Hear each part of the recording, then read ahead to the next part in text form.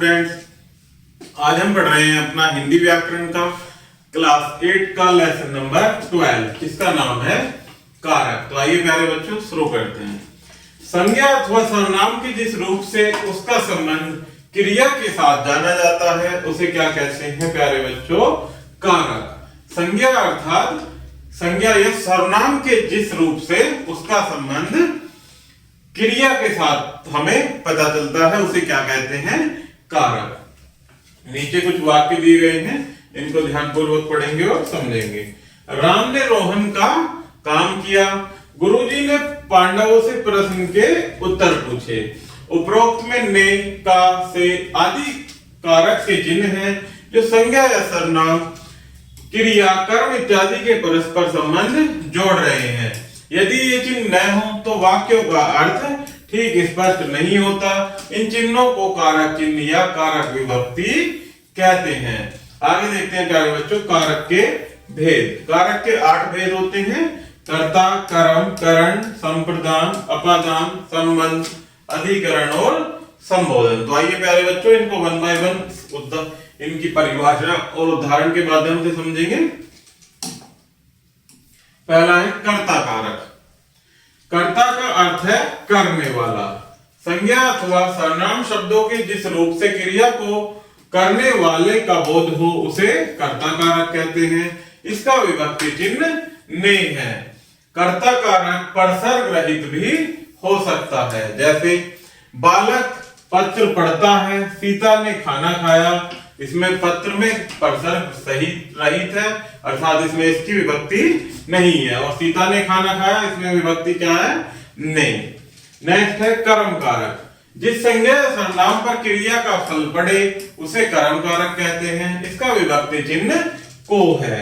इसका प्रयोग परसर्ग या विभक्ति चिन्ह के बिना भी होता है, जैसे नीरज ने अक्षरधाम देखा। इसमें परसर्ग सहित है अर्थात को इसमें परसर्ग नहीं है। माताजी ने बच्चों को मिठाई खिलाई। इसमें परसर्ग को दिया हुआ है।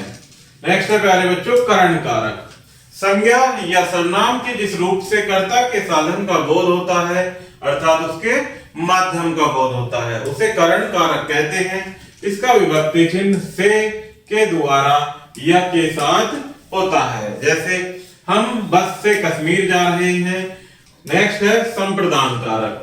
संज्ञा या सर्वनाम के जिस रूप से यह प्रतीत होता है कि क्रिया किसके लिए या किस उद्देश्य से की जा रही है उसे संप्रदान कारक कहते हैं। इसका विभक्ति चिन्ह के लिए है, जैसे माताजी बच्चों के लिए फल लाई, मरीज के लिए दवाई खरीद लाओ। नेक्स्ट है प्यारे बच्चों अपादान कारक। संज्ञा के जिस रूप से अलग होने, तुलना करने या डरने का भाव प्रकट हो उसे अपादान कारक कहते हैं। इसका विभक्ति चिन्ह से होता है, जैसे सुधीर छत से गिरा अर्थात अलग होना। छत पर था, छत से अलग हो गया यानी गिर गया। बच्चे बादलों की गड़गड़ाहट से डर गए। नेक्स्ट है संबंध कारक। संज्ञा या सर्वनाम के जिस रूप से उसका किसी अन्य संज्ञा या सर्वनाम के साथ संबंध प्रकट होता है उसे संबंध कारक कहते हैं। संबंध कारक का क्रिया से सीधा संबंध नहीं होता।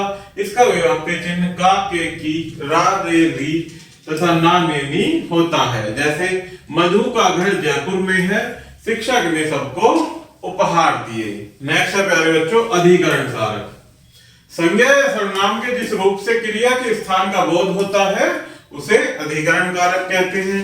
इसका विभक्ति चिन्ह में या पर है, जैसे पेड़ पर बंदर बैठे हैं, पार्क में बच्चे खेल रहे हैं। नेक्स्ट है संबोधन कारक। संज्ञा अथवा सर्वनाम के जिस रूप से किसी को पुकारे जाने अथवा संबोधित करने का बोध हो उसे संबोधन कारक कहते हैं। इसका विभक्ति चिन्ह हे, अरे है। संबोधन कारक के पश्चात संबोधन चिन्ह, ये वाला संबोधन चिन्ह होता है इसका जो कि लगाया जाता है, जैसे हे भगवान तुम यहाँ क्या कर रही हो? अरे भाई आप यहाँ कैसे?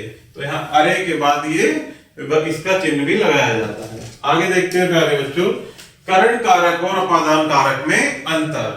करण कारक और अपादान कारक दोनों में ही से विभक्ति चिन्ह का प्रयोग होता है, किंतु फिर भी दोनों में अंतर है।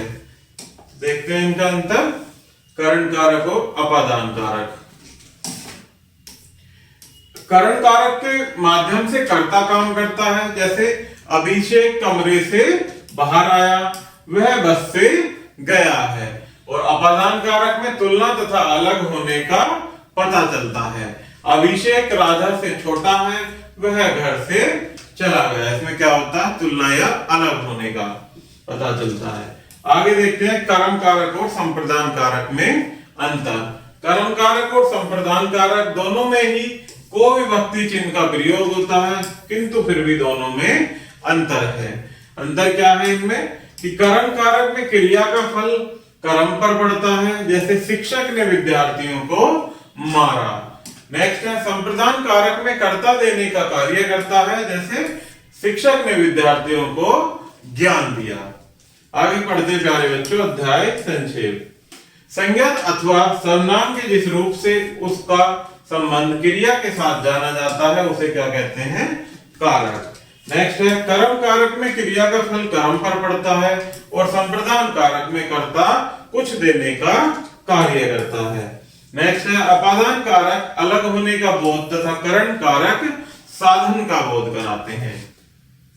तो प्यारे बच्चों, इस प्रकार से हमारा ये लेसन यही समाप्त होता है। आशा करता हूं कि आपको यह वीडियो जरूर पसंद आई होगी। धन्यवाद।